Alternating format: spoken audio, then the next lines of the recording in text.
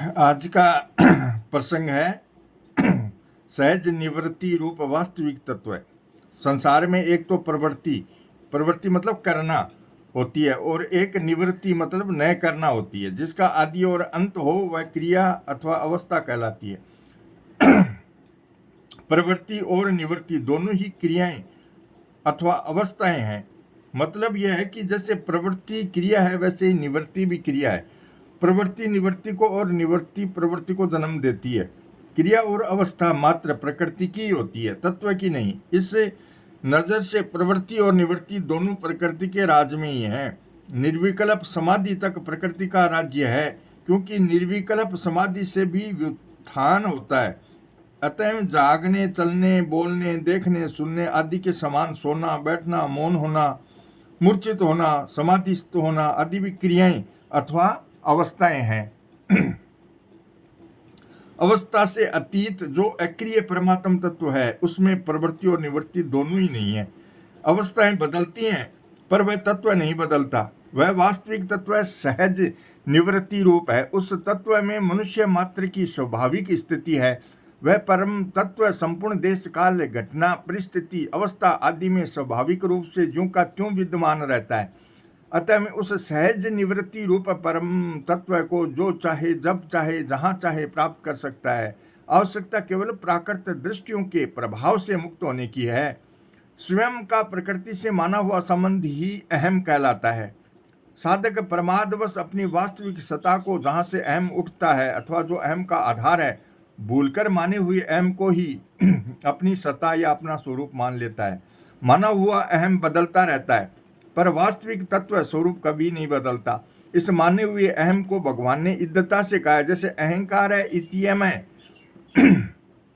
और अपरा इयम है। जब तक यह माना हुआ अहम रहता है, तब तक साधक का प्रकृति से संबंध बना रहता है, और उसमें साधक निवृत्ति को अधिक महत्व देता रहता है। यह अहम प्रवृत्ति में कार्य रूप से और निवृत्ति में कारण रूप से रहता है। अहम का नाश होते ही प्रवृत्ति और निवृत्ति से परे जो वास्तविक तत्व है, उसमें अपनी स्वाभाविक स्थिति का अनुभव हो जाता है। फिर तत्वज्ञ पुरुष का प्रवृत्ति और निवृत्ति दोनों से कोई संबंध नहीं रहता। ऐसा होने पर प्रवृत्ति और निवृत्ति का नाश नहीं होता, अपितु उनका प्रायश्चित मात्र रहता है। इस प्रकार वास्तविक तत्व में अपनी स्वाभाविक स्थिति के अनुभव को ही दार्शनिकों ने सहज निवृत्ति, सहज अवस्था, सहज समाधि आदि नामों से कहा है। प्रवृत्ति निवृत्ति रूप संसार से माने हुए प्रत्येक संयोग का प्रतिक्षण वियोग हो रहा है। कारण यह है कि संसार से माना हुआ संयोग अस्वाभाविक और उसका वियोग स्वाभाविक है। विचार पूर्वक देखा जाए तो संयोग काल में भी वियोग ही है, यानी संयोग है ही नहीं, परंतु संसार से माने हुए संयोग में सद्भाव, सता भाव कर लेने से वियोग का अनुभव नहीं हो पाता। तात्विक दृष्टि से देखा जाए तो जिसका वियोग होता है, उस प्रवृत्ति निवृत्ति रूप संसार की स्वतंत्र सत्ता है ही नहीं। जैसे बाल्यावस्था से हम अलग हो गए, तो अब उसकी सत्ता कहाँ है? जैसे वर्तमान में भूतकाल की सत्ता नहीं है, वैसे ही वर्तमान और भविष्य काल की भी सत्ता नहीं है। जहाँ भूतकाल चला गया, वहीं वर्तमान जा रहा है, और भविष्य काल भी वहीं चला जाएगा। इसलिए भगवान ने गीता में कहा है, नास्तो विद्यते भावो ना भावो विद्यते सतः उभयोरपि दृष्टो अंत सत्वन्यो स तत्वदर्शी भी। असत की तो सत्ता विद्यमान नहीं है और सत्य का अभाव विद्यमान नहीं है। इन दोनों का ही तत्व ज्ञानी महापुरुषों के द्वारा देखा गया है। प्रवृत्ति निवृत्ति रूप संसार से वियोग का अनुभव होने पर सहज निवृत्ति रूप वास्तविक तत्व का ज्ञान हो जाता है, और वियुक्त होने वाले संसार की स्वतंत्र सत्ता स्वीकार न करने से वह तत्व ज्ञान दृढ़ हो जाता है। तत्व प्राप्ति का उपाय क्या है? तत्व को प्राप्त करने का सबसे बड़ा उपाय है एकमात्र तत्व प्राप्ति का ही उद्देश्य बनाना, कि भाई अब हमें तो सिर्फ परमात्मा तत्व ही पाना है। वास्तव में उद्देश्य पहले बना, और उस उद्देश्य की सिद्धि के लिए मनुष्य शरीर पीछे मिला है। परंतु मनुष्य भोगों में, सुख में आसक्त होकर अपने उस तत्व प्राप्ति के, भगवान के प्राप्ति के उद्देश्य को भूल जाता है। इसलिए उस उद्देश्य को पहचान कर उसकी सिद्धि का दृढ़ निश्चय करना है। उद्देश्य पूर्ति का निश्चय जितना दृढ़ होता है उतनी ही तेजी से साधक तत्व प्राप्ति की ओर अग्रसर होता है। उद्देश्य की दृढ़ता के लिए सबसे पहले साधक बहिकरण इंद्रिय दृष्टि को महत्व न देकर अंतःकरण बुद्धि अथवा विचार दृष्टि को महत्व दे। विचार दृष्टि से दिखाई देगा कि जितने भी शरीरादि सांसारिक पदार्थ हैं वे सब के सब उत्पत्ति से पहले भी नहीं थे और विनाश के बाद भी नहीं रहेंगे एवं वर्तमान में भी निरंतर बदल रहे हैं। मतलब यह है कि सब पदार्थ आदि और अंत वाले हैं। जो पदार्थ आदि और अंत वाला होता है वह वास्तव में होता ही नहीं है, क्योंकि यह सिद्धांत है कि जो पदार्थ आदि और अंत में नहीं होता वह वर्तमान में भी नहीं होता। आदावंते च यनास्ति वर्तमाने अपि तय तथा। इस प्रकार विचार दृष्टि को महत्व देने से सत्य और असत्य, प्रकृति और पुरुष के अलग अलग ज्ञान विवेक का अनुभव हो जाता है और साधक में वास्तविक तत्व सत्य को प्राप्त करने की उत्कृष्ट अभिलाषा इच्छा जागृत हो जाती है। संसार के सुख को तो क्या साधन जन्य सात्विक सुख का भी आश्रय न लेने से परम व्याकुलता जागृत हो जाती है। फलतः साधक संसार से सर्वदा विमुख हो जाता है और उससे तत्व दृष्टि प्राप्त हो जाती है, जिसके प्राप्त होने से एकमात्र सत्य तत्व भगवत तत्व की सत्ता का अनुभव हो जाता है। व्यवहार के विधि रूप साधारण विषय पुरुष विवेकी साधक पुरुष और तत्वज्ञ सिद्ध पुरुष तीनों के भाव अलग अलग होते हैं। साधारण पुरुष संसार को सत्य मानकर राग द्वेष पूर्वक प्रवृत्ति या निवृत्ति रूप व्यवहार करते हैं। इसके आगे विचार दृष्टि की प्रधानता वाले विवेकी पुरुष व्यवहार राग द्वेष रहित एवं शास्त्र विधि के अनुसार होता है। विवेक दृष्टि की प्रधानता रहने के कारण थोड़ा बहुत भी राग द्वेष रहने पर भी उसका व्यवहार राग द्वेष पूर्वक नहीं होता, अर्थात वह राग द्वेष के वशीभूत होकर व्यवहार नहीं करता। उसमें राग द्वेष बहुत कम नहीं के बराबर रहते हैं। जितने अंश में अविवेक रहता है उतने ही अंश में राग द्वेष रहते हैं। जैसे जैसे विवेक जगता है जागृत होता जाता है वैसे वैसे राग द्वेष कम होते चले जाते हैं और वैराग्य बढ़ता चला जाता है। वैराग्य बढ़ने से बहुत सुख मिलता है, क्योंकि दुख तो राग में ही है।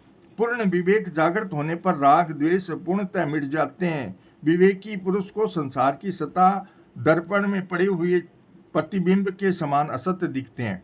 इसके आगे तत्व दृष्टि प्राप्त होने पर तत्वज्ञ पुरुष स्वप्न की समृद्धि के समान संसार को देखता है। इसलिए बाहर से व्यवहार समान होने पर भी विवेकी और तत्वज्ञ पुरुष के भावों में अत्यंत अंतर रहता है। साधारण पुरुषों में इंद्रियों की, साधक पुरुषों में विवेक विचार की और सिद्ध पुरुषों में स्वरूप की प्रधानता रहती है। साधारण पुरुष के राग द्वेष पत्थर पर पड़ी लकीर के समान दृढ़ होते हैं और विवेकी पुरुष के राग द्वेष पहले से ही बालू पर पड़ी लकीर के समान एवं विवेक पूर्णता होने पर जल पर पड़ी लकीर के समान होते हैं। तत्वज्ञ पुरुष के राग द्वेष आकाश में पड़ी लकीर के समान, जिसमें लकीर खींचती नहीं, केवल अंगुली दिखती है, क्योंकि उसकी नजर में संसार की स्वतंत्र सत्ता ही नहीं है।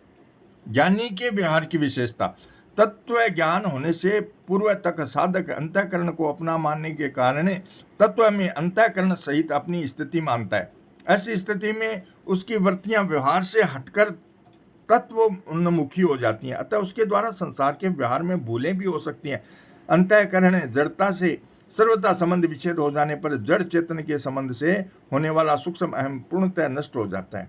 फिर तत्वज्ञ पुरुष की स्वरूप में नित्य निरंतर स्वाभाविक स्थिति रहती है। इसलिए साधना अवस्था में अंतःकरण को लेकर तत्व में तलीन होने के कारण जो व्यवहार में भूलें हो सकती हैं, वे भूलें सिद्ध अवस्था को प्राप्त तथा तत्वज्ञ पुरुष के द्वारा नहीं होती, अपितु उसका व्यवहार स्वतः स्वाभाविक सुचारू रूप से होता है और दूसरों के लिए आदर्श होता है। इसका कारण यह है कि अंतःकरण से सर्वदा संबंध विच्छेद हो जाने पर तत्वज्ञ पुरुष की स्थिति तो अपने स्वाभाविक स्वरूप अर्थात तत्व में हो जाती है और अंतःकरण की स्थिति अपने स्वाभाविक स्थान शरीर जड़ता में हो जाती है। ऐसी स्थिति में तत्व तो रहता है पर तत्व का ज्ञाता नहीं रहता, अर्थात व्यक्तित्व अहम पूर्णतः मिट जाता है। व्यक्तित्व के मिटने पर राग द्वेष कौन करे और किससे करे, उसके अपने कहलाने वाले अंतःकरण में अंतःकरण सहित संसार की स्वतंत्र सत्ता का अत्यंत अभाव हो जाता है और परमात्म तत्व की सत्ता का भाव नित्य निरंतर जागृत रहता है। अंतःकरण से अपना कोई संबंध न रहने पर उसका अंतःकरण मानो जल जाता है। जैसे गैस की जली हुई बत्ती से विशेष प्रकाश होता है, वैसे ही उस जले हुए अंतःकरण से विशेष ज्ञान प्रकाशित होता है। जिस प्रकार परमात्मा की सत्ता सपूर्ति से संसार मात्र का व्यवहार चलते रहने पर भी परमात्मा तत्व ब्रह्म में थोड़ा बहुत भी अंतर नहीं आता, उसी प्रकार तत्व के पुरुष के स्वभाव, जिज्ञासुओं की जानने की अभिलाषा और भगवत प्रेरणा, इनके द्वारा तत्व के पुरुष के शरीर से सुचारू रूप से व्यवहार होते रहने पर भी उसके स्वरूप में थोड़ा बहुत भी अंतर नहीं आता। उसमें स्वतः सिद्ध स्वरूप में थोड़ा बहुत भी अंतर नहीं आता, उसमें स्वतः सिद्ध निर्लिप्तता रहती है। जब तक प्रारब्ध का वेग रहता है तब तक उसके अंतःकरण और बहिकरण से आदर्श व्यवहार होता रहता है। श्री कृष्ण गोविंद हरे मुरारी, हे नाथ नारायण वासुदेवा। श्री कृष्ण गोविंद हरे मुरारी, हे नाथ नारायण वासुदेवा। श्री कृष्ण गोविंद हरे मुरारी, हे नाथ नारायण वासुदेवा। जय श्री कृष्ण।